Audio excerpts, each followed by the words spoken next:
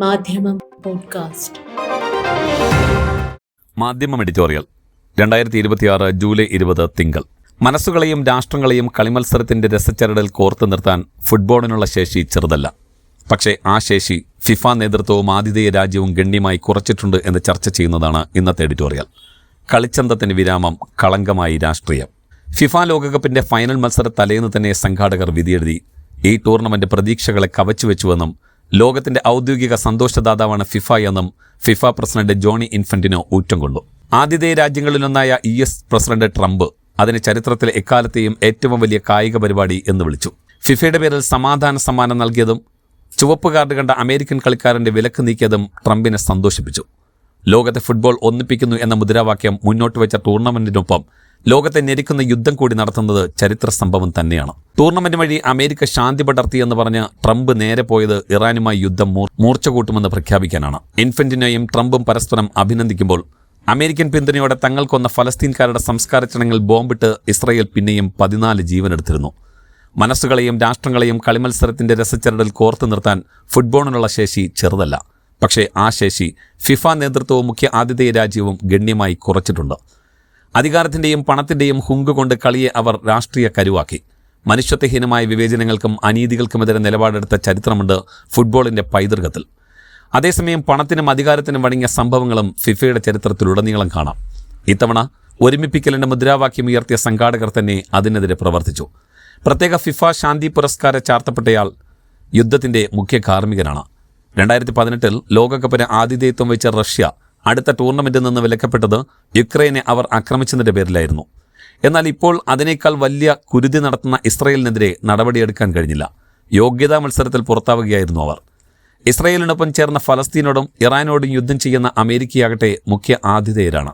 ഫിഫയുടെ നയങ്ങളെ വളരെ സ്വാധീനിക്കാൻ ശേഷിയുള്ളവരാണ്. റഫറിമാരിൽ ഒരാളായി നിയുക്തനായ ഉമർ അബ്ദുൽ ഖാദർ അർത്ഥാനെ US അധികൃതർ വിമാനത്താവളത്തിൽ നിന്ന് തിരിച്ചയച്ചു. യോഗ്യതയും കീർത്തിയും ഫിഫയുടെ നിയമനവും US യാത്രാ വിസയുമെല്ലാം ഉണ്ടായിട്ടും അദ്ദേഹത്തിന് അമേരിക്ക ഫിഫയുടെ തലയ്ക്കുമിതേ വിലക്കേർപ്പെടുത്തി. ട്രംപിന് ഇഷ്ടമില്ലാത്ത സോമാലിയിൽ നിന്നുള്ള ആളാണ് അദ്ദേഹം എന്നതാണ് കാരണം.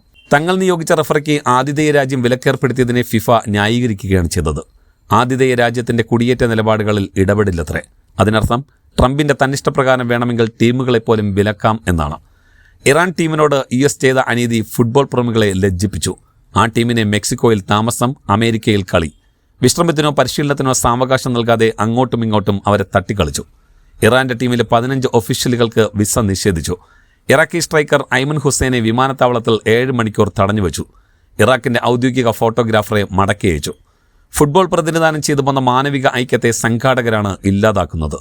യുദ്ധത്തിനും കളിമേളയ്ക്കും ഒരേ സമയം അധ്യക്ഷനാവാൻ ട്രംപിന് കഴിയുന്നു. 3 ഉത്തര അമേരിക്കൻ രാജ്യങ്ങളിലായി 48 ടീമുകൾ പങ്കെടുത്ത ടൂർണമെന്റ് അവസാനിക്കുമ്പോൾ വിജയത്തിനും റെക്കോർഡുകൾക്കും അപ്പുറത്തായി വലിയൊരു യാഥാർത്ഥ്യം അംഗീകരിക്കേണ്ടി വരുന്നു.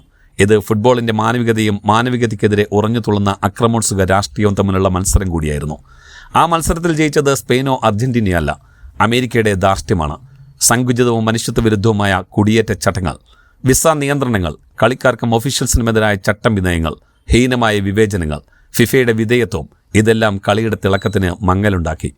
പുതുതായി 16 ടീമുകളെ അധികം ചേർത്ത് ഏറ്റവും വലിയ മത്സരമായി തീർന്ന ഈ 23ാമത് ഫിഫ ടൂർണമെന്റിനെ കാണികളും കളിക്കാരും ഏറ്റവും വിപുലമായ ആഗോള കായിക സംഭവമാക്കി. സ്വന്തം താൽപ്പര്യങ്ങൾക്കായി ഈ മനോഹര കളിയെ ഉപയോഗിച്ച ഇൻഫന്റിനോയ്ക്കും ട്രംപിനും മത്സരത്തെ നശിപ്പിക്കാൻ സാധിക്കാതിരുന്നത് അതിന്റെ ജനകീയത കൊണ്ടാണ്. നശിപ്പിക്കാനാവില്ലെങ്കിലും ദുഷിപ്പിക്കാമല്ലോ, അതവർ ചെയ്തു. പന്ത് കളിയുടെ തനത് സൗന്ദര്യവും മാനവികതയും വീണ്ടെടുക്കാൻ ഇപ്പോഴത്തെ ഫിഫ നേതൃത്വത്തിന് കീഴിൽ കഴിയുമോ എന്ന് സംശയമാണ്. മാധ്യമം പോഡ്കാസ്റ്റ്.